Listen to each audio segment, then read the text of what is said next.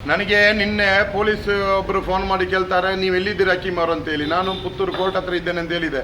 ಯಾಕೆ ಅಂತ ಕೇಳುವಾಗ ಒಂದು ನೋಟಿಸ್ ಇದೆ ಅಂತ ಹೇಳಿದರು. ಆಯಿತು ತನ್ನಿ ಅಂತ ಹೇಳಿದೆ. ನೋಟಿಸನ್ನು ಓದಿ ನೋಡುವಾಗ AC ಅವರು ಕಳಿಸಿದ ನೋಟಿಸ್. ಅದರಲ್ಲಿ ಇರುವುದೇನು, ನಿಮ್ಮನ್ನು ಯಾಕೆ ಗಡೀಪಾರು ಮಾಡಬಾರದು ಅಂತೇಳಿದೆ. ನಾನು ಆ ಪತ್ರವನ್ನು ಓದಿದಾಗ ಪತ್ರದಲ್ಲಿ ಇರುವುದೇನು, ನನ್ನ ಮೇಲೆ 9 ಕೇಸ್ ಇದೆ ಅಂತೇಳಿ ಪುತ್ತೂರು ಪೊಲೀಸಿನವರು ಸುಳ್ಳು AC ಅವರಿಗೆ ಮಾಹಿತಿ ಕೊಟ್ಟಿದ್ದಾರೆ. ಸುಳ್ಳು.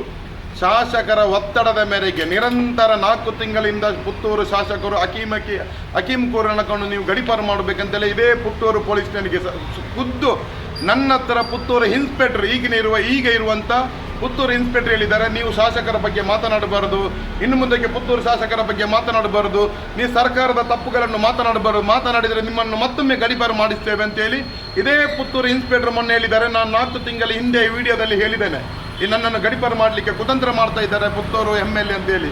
ನನ್ನಂಥವರನ್ನು ಗಡೀಪಾರು ಮಾಡಬೇಕಾಗಿದೆ ಅಲ್ಲ. ಇಲ್ಲಿ ಕೋಮು ಗಲಭೆ ಪ್ರಚೋದನೆ ಕೊಡುವಂಥವರು, ಕೊಲೆ ಮಾಡುವಂಥವರು, 3 ನೋಟಿಸ್ ಕೇಸ್ ಇದ್ದಂಥವರನ್ನು ಗಡೀಪಾರು ಮಾಡಬೇಕಾಗಿತ್ತು. ಇದೇ ಪುತ್ತೂರು ಶಾಸಕ ಅಶೋಕ್ ರೈ ಒಟ್ಟಿಗೆ ಇರುವವರು ಯಾರು, ಪ್ರಜ್ವಲ್ ರೈ, ದೀಚು ರೈ, ಬೇರೆ ಇತ್ತೀಚೆಗೆ ಅಂದರೆ ನಗರಸಭೆ ಅಧ್ಯಕ್ಷರನ್ನು ನಿಂದನೆ ಮಾಡಿದಂಥ 3 ನೋಟಿಸ್ ಕೇಸ್ ಇದ್ದಂಥ ವ್ಯಕ್ತಿಗಳನ್ನು ಗಡೀಪಾರು ಮಾಡೋದು ಬಿಟ್ಟು ಶಾಸಕರ ತಪ್ಪುಗಳನ್ನು ಎತ್ತಿ ತೋರಿಸಿದಂಥ ವ್ಯಕ್ತಿಯನ್ನು ಗಡೀಪಾರು ಮಾಡೋದಾದರೆ ಇದು ಯಾವ ನ್ಯಾಯ?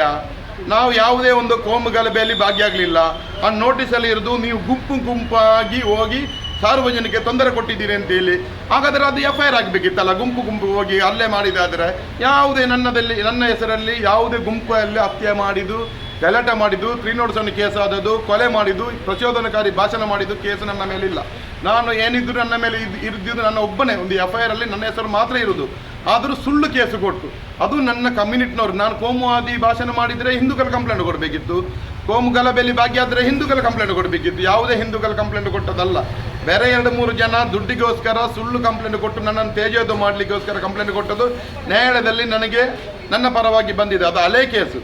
ಇತ್ತೀಚೆಗೆ 2-3 ವರ್ಷದಲ್ಲಿ ಒಂದೇ ಒಂದು ಕೇಸ್ ನನ್ನ ಮೇಲೆ ಆಗಿದ್ದು, ಆ ಕೇಸ್ ಬಶೀರ್ ಪರ್ನಾಟಕ ಕೊಟ್ಟದ್ದು ಶಾಸಕರ ಒತ್ತಡದ ಮೇರೆಗೆ ಹೊರತು ಬೇರೆ ಯಾವ ವಿಚಾರ ಇಲ್ಲ. ಆದರೆ ನಿರಂತರ ಈ ಪುತ್ತೂರು ಶಾಸಕ ಮುಸಲ್ಮಾನರ ಓಟು ಪಡೆದು ಗೆದ್ದು ಈ ಮುಸಲ್ಮಾನರಿಗೆ ಅನ್ಯಾಯ ಮಾಡುವುದನ್ನು ನಾನು ಎತ್ತು ತೋರಿಸಿದ್ದಕ್ಕೆ ಈ ಅಶೋಕ್ ರೈ ನನ್ನನ್ನು ಗಡೀಪಾರು ಮಾಡಲಿಕ್ಕೆ ಪೊಲೀಸ್ ಇಲಾಖೆಗೆ ಒತ್ತಾಯ ಮಾಡಿದಾದರೆ ಇವರು ಯಾವ ಸೀಮೆ ನಾಯಕ? ಇದೇ ಮುಸ್ಲಿಂ ಸಮುದಾಯದ ಓಟ್ ಹಾಕಿದಂಥ ವ್ಯಕ್ತಿ ಮೊನ್ನೆ ಇತ್ತೀಚೆಗೆ ಭಯೋತ್ಪಾದಕರಿಂದ ಕೊಲೆ ಆದಂಥ ರಹೀಮ್, ಅವನ ಒಟ್ಟಿಗಿರುವಂಥ ಒಬ್ಬ ಮತ್ತೊಂದು ಸಂತ್ರಸ್ತೆ ಅಲ್ಲಿ ಆಸ್ಪತ್ರೆಯಲ್ಲಿ ಇದ್ದಾಗ ಜಿಲ್ಲೆಗೆ ಸಾಂತ್ವನ ಹೇಳಲಿಕ್ಕೆ ಜಿಲ್ಲಾ ಉಸ್ತುವಾರಿ ಸಚಿವ ಬರುವಾಗ ಈ ಅಶೋಕ್ ರೈ ಅಡಗಿ ಕೂತ್ಕೊಳ್ತಾರೆ. ಜಿಲ್ಲೆಯಿಂದ ಸಚಿವರು ಹೋಗೋ ತನಕ ಯಾವುದೇ ಮೊಬೈಲ್ ಸ್ವಿಚ್ ಆಫ್ ಮಾಡಿಟ್ಟಿದ್ದಾರೆ. ಯಾಕೆ?